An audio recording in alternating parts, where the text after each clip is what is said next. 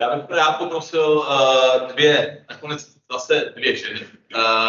Jednu paní učitelku Kristýnu Hejzlarovou a dál studentku prvního ročníku Chodně Akademie ve Slaném, která vlastně organizovala tady na škole teďka v sobotu EduRun. Prosím na stage a já zatleskám, já budu tam.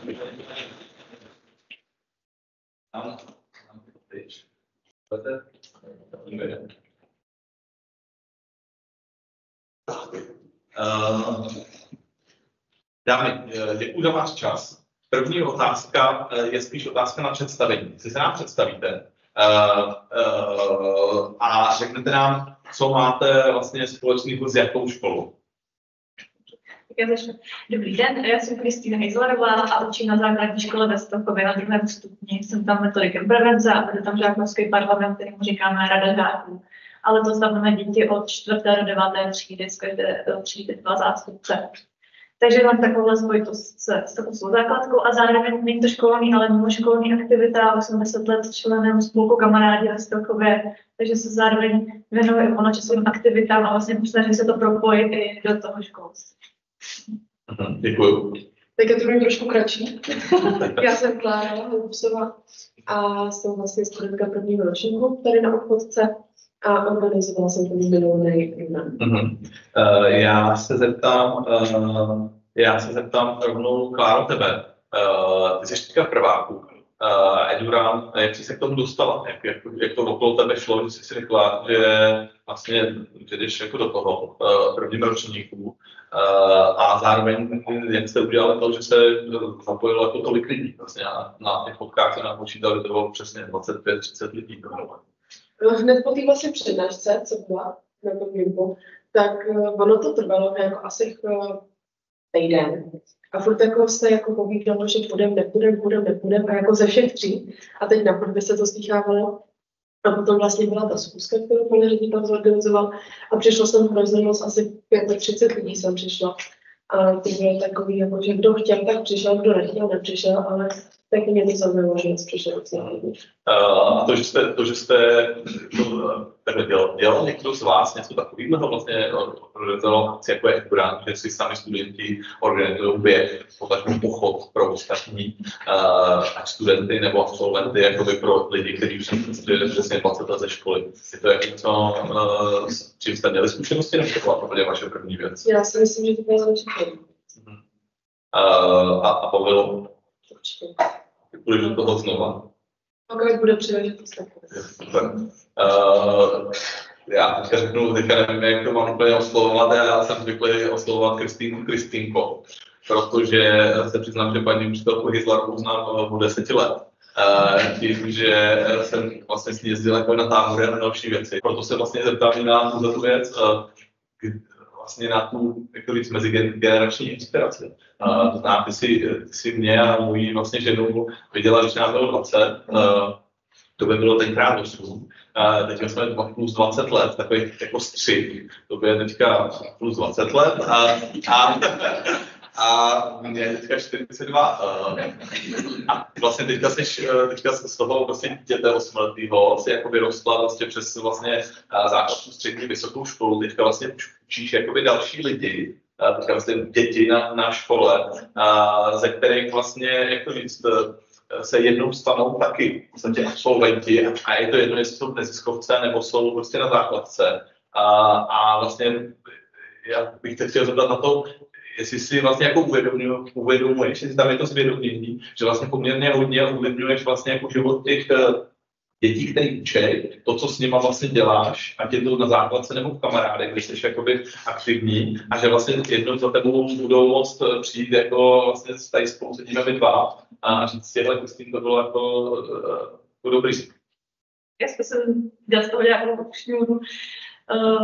Když jste povídali ty, co tady byly přede mnou na tomhle místě, tak mluvili hodně o kariérních poradenství a tak dále. A mně došlo, že já vlastně na svoji školní docházku, či základní nebo střední školu, tak jsem vlastně nic takového nezažila.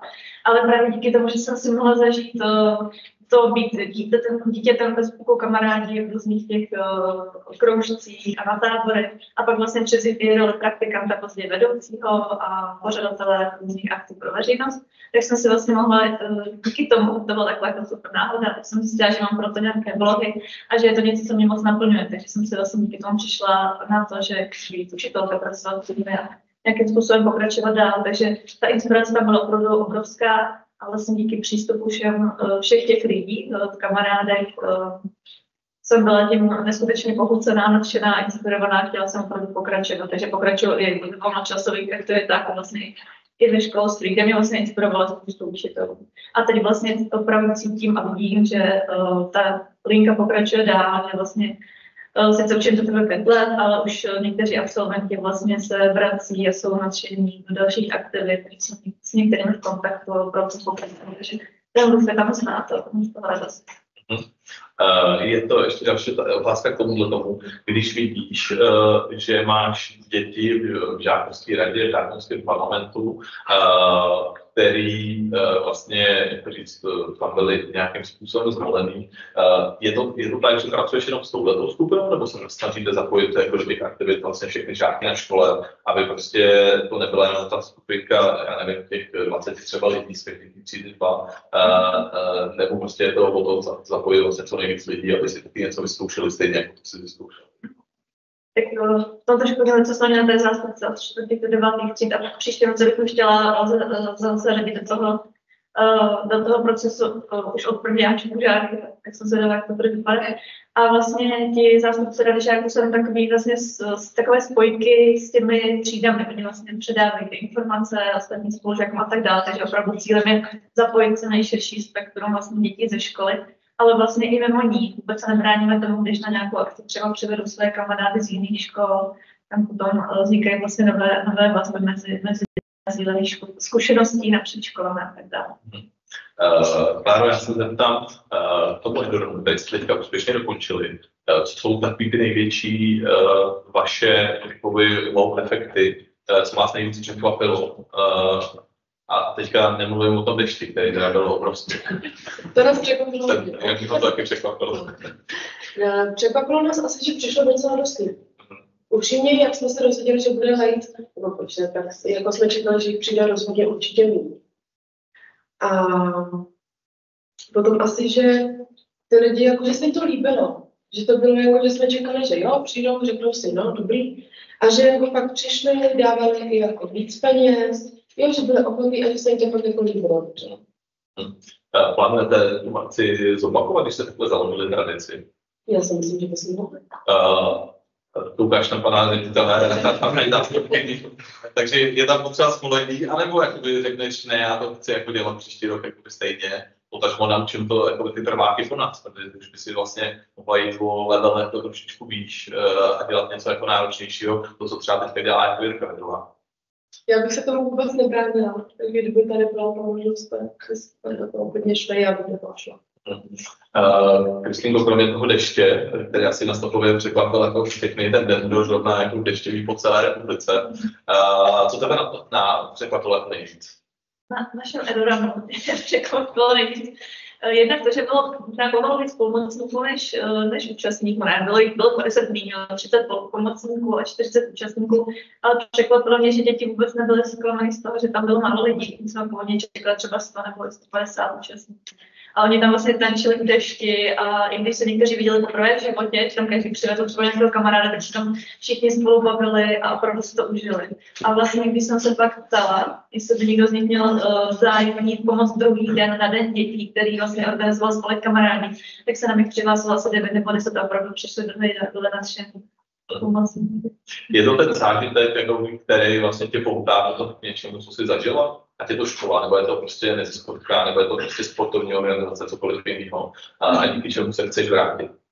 Určitě jo, myslím, že to bude něco, co bude jako zase je to touhu dostat svých dětí, se vracet vlastně k nám i dál, že právě tyhle přátelství, tyhle zážitky i budou ty naši základce poutat i do budoucna. Zeptám se, jakoby Kláry, je tady Richard, ze čtvrťáku, který odmaturoval, teďka v prváku, vlastně máš tady nějaký 3 roky. Co by byl tvůj sen vlastně jako na škole? Aby si se naučila jenom jako ty předměty, nebo to, o čem tady mluvili kluci dřív, že by si chtěla být zapojená do těch projektů? No, to určitě. Já si myslím, že i teďka v tom prváku už mě tady jako znám docela dost lidí na té škole. Takže si myslím, že už se to asi nezvede, ale mohlo by to do toho čtvrťáku vydržet. A zůstat si dělat nějaké ty projekty, dělat nějaké dobré věci. A ve třídě to chce většina, nebo jen jako ten, jak to říct, jsou ostatní taky tak nadšení, jako do toho dělat nějaký projekty na škole, něco navíc, než jenom sedět po lekci. Určitě. Jo. A Kristýnko, jak ty vidíš to, o čem jsem mluvil úplně na začátku, to vlastně, že se něco naučíš jako dítě, pak vlastně projdeš na druhý stupeň, pak vlastně na vejšku, no a teďka už jsi vlastně v té pozici, kdy seš, jak už vlastně učíš jiný děti a to kolo běží jako znovu. Jo, že mi to skvělá myšlenka, když jsem se do toho dosahovala vlastně v životě, že to dává smysl všechno. Asi proto zůstávám v tom školství. Mám spoustu vrstevníků, který prostě odchází, že už ten nábor jako i na ty mladý učitele je velký. Tak tahle jako vize do budoucna a takový to nadšení, který průběžně můžu zažívat ze strany těch dětí, tak to mě tak drží. Chceš být se svýma deváťákama v kontaktu, až odejdou a chceš, aby tě zvali na srazy? To určitě chci. Teď teda prožívají období obrovského vzdoru, takže to bude chvilku trvat, než se opravdu jako, tak jako uklidní a nekontaktujeme se nějak hezky, ale těším se na to, myslím si, že to bude fajn. Tak jo, tak já bych tím zavřel náš panel. Dámy, děkuji vám moc za účast a děkuji vám za sdílení vašich názorů a zkušeností.